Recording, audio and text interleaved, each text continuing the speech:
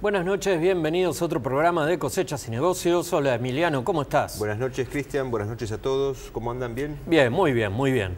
Bueno, hay algunos cambios en algunos sectores clave de la agroindustria, ¿no? Sobre todo el biodiesel. El gobierno decidió aumentar los derechos de exportación al biodiesel, un sector que había crecido exponencialmente en los últimos años. Y bueno, cuando ya las inversiones estaban maduras, aumenta los derechos de exportación, los pasa al 32%, nominalmente es al 24%, del 14%. Es una cuenta compleja, pero en definitiva, bueno, es un negocio o una actividad que ahora las industrias, la mayoría de las industrias provenían del sector oleaginoso, ¿no? El polo aceitero de los puertos del sur de Rosario, al lado de las plantas, se había hecho inversiones para instalar plantas de biodiesel. Un año difícil porque España, como represalia a la estatización de Repsol YPF, había decidido bloquear las importaciones, las exportaciones argentinas. La Unión Europea inició en la OMC un pedido de panel para investigar a la Argentina si es que estaba utilizando, o sea, vendiendo, exportando biodiesel. Y eventualmente sancionarla. Claro, y eventualmente sancionarla. Y ahora, bueno, viene esta decisión del gobierno que curiosamente va a afectar, si bien afecta a las industrias grandes, a las que más va a afectar es a las industrias chicas, es decir, a las pymes, que lo único que hacían era, su principal actividad era la producción de biodiesel. Porque otra de las cosas que decidió el gobierno fue bajar el precio del biodiesel para el mercado interno, y ahora las pymes que producen biodiesel dicen, bueno, con este precio trabajamos por debajo de los costos, vendemos por más abajo de los costos de producción, exactamente.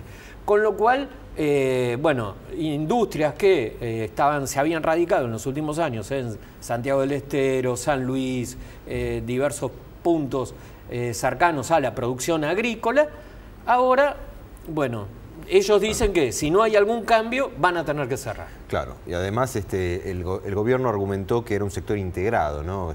Comparando tal vez o pensando en industrias grandes con industrias chicas, no es la misma situación en ninguno de los casos o en ninguno de los sectores económicos. No se puede comparar la economía de escala que tiene una empresa grande con una pyme, ¿no? Claro, además, exacto. Es la respuesta también que se le da, o es un mensaje que se le da al sector privado que agrega valor. Exacto. ¿No? Cuando la presidenta, todos los funcionarios de economía, de agricultura, decían que el campo tenía que agregar valor en origen, agregar valor a las materias primas. Sí, industrializar la ruralidad. Industrializar la ruralidad. Esto es contradictorio, claramente es contradictorio. De todas maneras hay algo que se dejó pasar un poco por alto en el anuncio, ¿no? Siempre el anuncio tiene un costado más bien más mediático, ¿no? Y después está lo que se deja o lo que no se observa tanto en detalle, que es, por ejemplo, el hecho de que el Poder Ejecutivo no puede normar en materia tributaria, sino que es el Poder Legislativo el que tiene que, obviamente, sancionar leyes en materia de impuestos. El Poder Ejecutivo tenía facultades delegadas, pero esas facultades delegadas, esa potestad que el Poder Legislativo le otorgó al Ejecutivo, al jefe de Estado, al presidente, cayeron en el 25 de agosto de 2010. O sea, hace 2 años que el Poder Ejecutivo no tiene facultades, no tiene potestad para normar en materia tributaria y menos aún en derecho de exportación. Por eso este decreto, en teoría, sería nulo. ¿Por qué? Justamente por esto, porque no tiene más el Poder Ejecutivo facultades delegadas para normar en materia tributaria. O sea, el Congreso. Claro, el Congreso es el que tiene que haber una ley. Si hay una ley, bueno, correcto, es así. Se había, desde la reforma del 94, el Poder Ejecutivo tenía esta potestad que se le daba por una cuestión en la historia argentina, digamos, en los últimos 10 o 15 años de emergencia económica, se fue prorrogando y el Poder Ejecutivo tenía esta facultad de hacer un camino más corto, ¿no? En tema impositivo estamos hablando. Pero eso se iba renovando cada 2 años y no se renovó en agosto de 2010. Por lo tanto, en los últimos 2 años, el Ejecutivo no tiene potestad para hacerlo.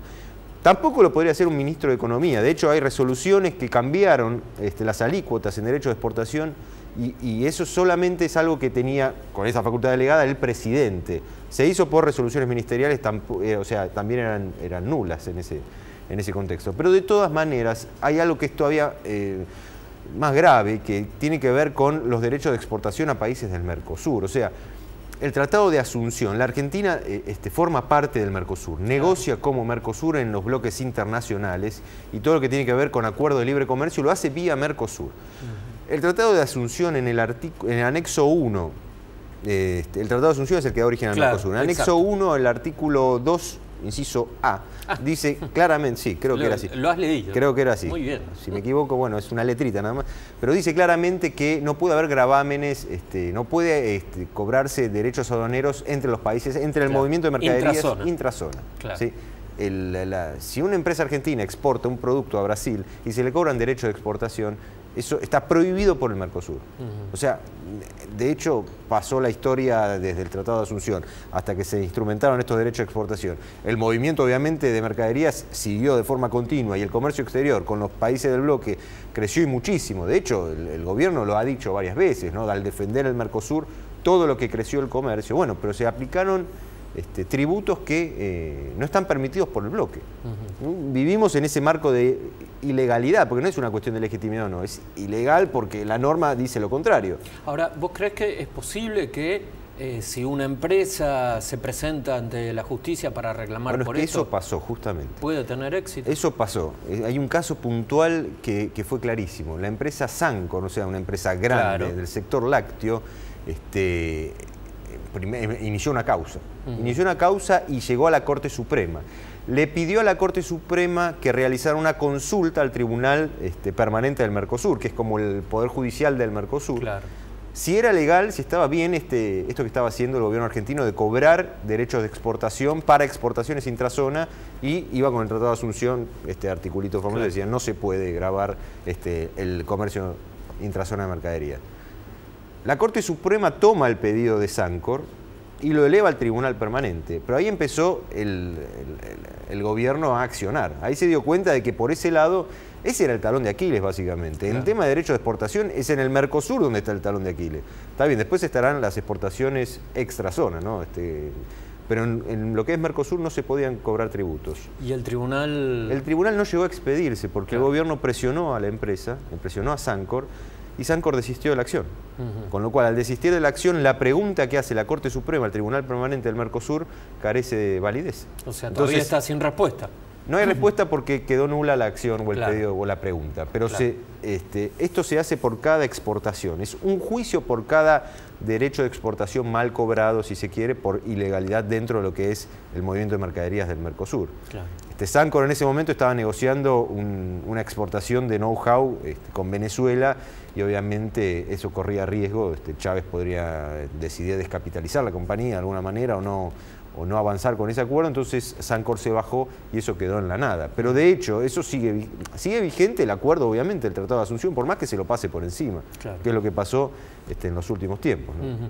Bueno, ya que mencionaste una empresa del sector lácteo, otro tema del que vamos a hablar hoy es justamente del sector lácteo, de la industria láctea, de la producción, que hubo una crisis muy fuerte, unas 30 plantas de Santa Fe y Córdoba, y hubo una en la provincia de Buenos Aires, fueron bloqueadas por los tamberos, por los productores lecheros, bueno, en reclamo de un aumento del precio de la materia prima, de la leche que ellos les entregan a las industrias. Los tamberos dicen, bueno, hace un año que prácticamente estamos cobrando lo mismo, nuestros costos de producción aumentan, la industria, digamos, al consumidor le cobra un precio del cual a nosotros no nos participa.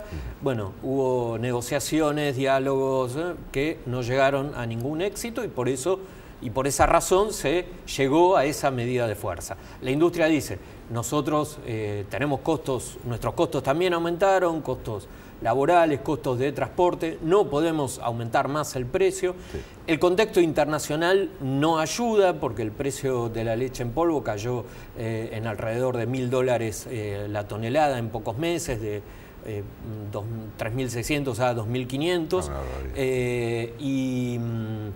con una situación de récord de producción. La Argentina, la producción láctea viene de un 2011 con un número muy bueno de producción, sí. Con números récord. Y entonces, aparentemente nos encontramos en un callejón sin salida, es decir, ¿cómo se podría superar esta crisis láctea para que los productores, para que no cierren tambos? La lechería tiene en su memoria histórica que cuando vienen este tipo de crisis lo que suceden son liquidaciones de tambos. Claro. La industria también padece la situación de endeudamiento cuando está estrangulada.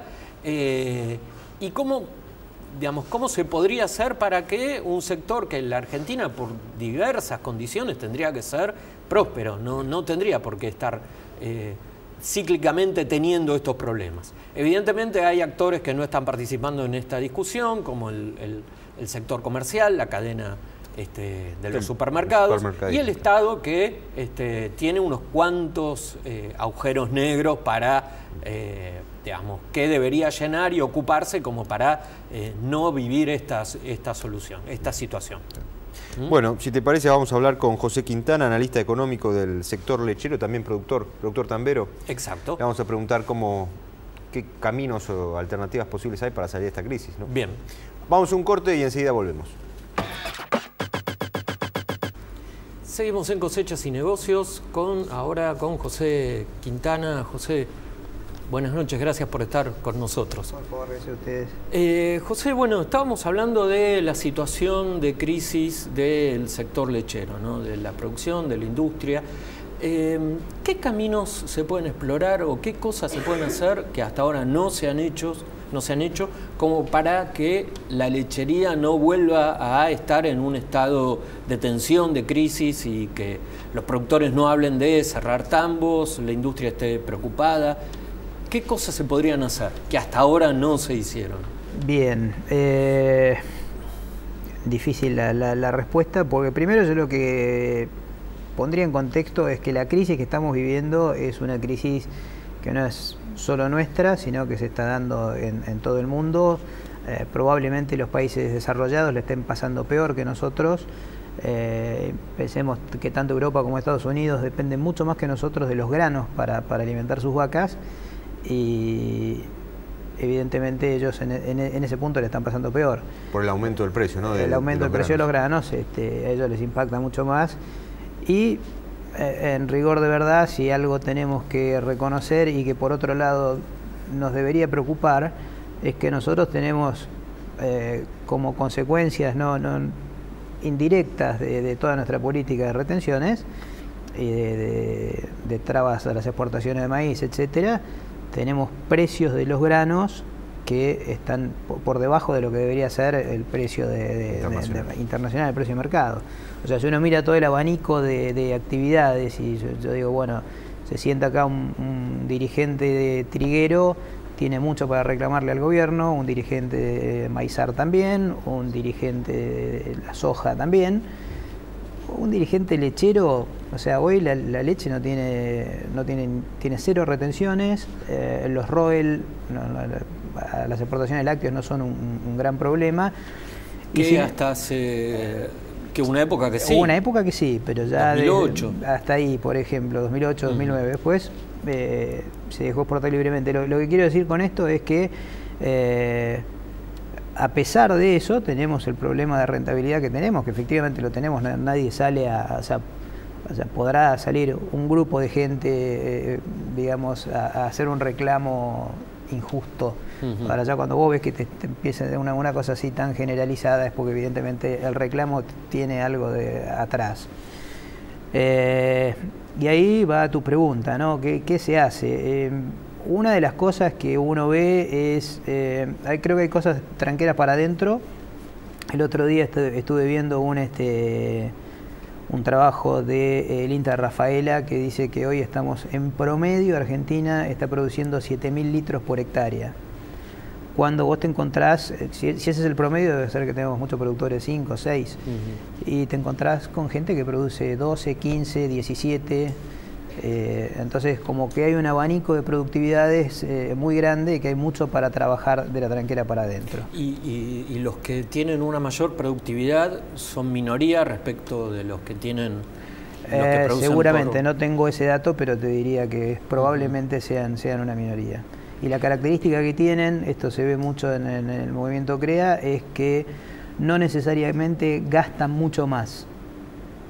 O sea, tienen un ingreso muy superior. Los mejores tienen un ingreso muy superior que los peores, y cuando comparás el gasto, la diferencia en el gasto es mínima. O sea, es un tema de gerenciamiento, es un tema o sea, en ese sentido creo que hay mucho para hacer de la tranquera para adentro. Y tranqueras afuera, lo que no seguimos sin tener, aunque ya está hecho un trabajo de años, es una estrategia. O sea, se armó, se trabajó con todos los representantes, o una buena parte de los representantes de la cadena. Como vos decías recién, hay un actor que nunca está presente, que si querés después charlamos de eso, que es la cadena comercial, y se hizo un plan estratégico que después, por todos temas de coyuntura, ¿no? Más que de coyuntura, te diría de pujas ideológicas, diferencias digamos, es como que se politizó y entonces quedó ahí en vía muerta. Pero tampoco se ve en el PEA una cosa que vos digas, bueno, la lechería, hay una estrategia definida en materia de lechería dentro del PEA, ¿no? Era entonces, el plan 2020, ¿no? El PEA es el plan estratégico de la lechería al 2020, sí. Claro. Sí. José, ¿cuánto de la producción lechera, primero, antes de hablar de la producción, el diálogo entre el sector productivo y el industrial, ¿cómo lo calificarías vos? Si lo tengo que comparar con lo que era hace 10, 15 años, te diría que mucho mejor. Te diría que desde la producción, sobre todo, se entiende mucho mejor el problema de la industria que hace 10, 15 años. Es un paso importante. Sí, ¿no? sí, sin duda. O sea, y el tema estaría entonces después del sector industrial al sector comercial, que ahí... Te diría que si me decís hoy en dónde hay falta de diálogo, dónde hay conflicto, te diría que hay conflicto entre sectores de la producción con visiones totalmente distintas, y una muy afín al gobierno, la otra no. Entonces ahí tenés un problema, porque no deja de ser menor. Y el otro problema es justamente que la cadena comercial no aparece, no participa, tampoco nadie le hace participar. Hay un trabajo que creo que se va a publicar ahora, se va a hacer público, que justamente lo presentaron hace poco dentro en el contexto del plan estratégico de la lechería, que muestra que los quesos, o sea, el promedio a nivel nacional, el promedio de los quesos, el precio de planchada de fábrica, no llega a ser el 50% del valor al público. O sea, es más o menos el 46%, si no me acuerdo mal el dato, del precio al público es el precio de salida de fábrica. Y el dato más importante, que por ahí la gente no tiene del todo presente, es que el 45% de la leche que se produce en el país va a quesos. Vamos a dar más detalles de este tema de este caso que estabas contando. Hacemos un corte y enseguida volvemos.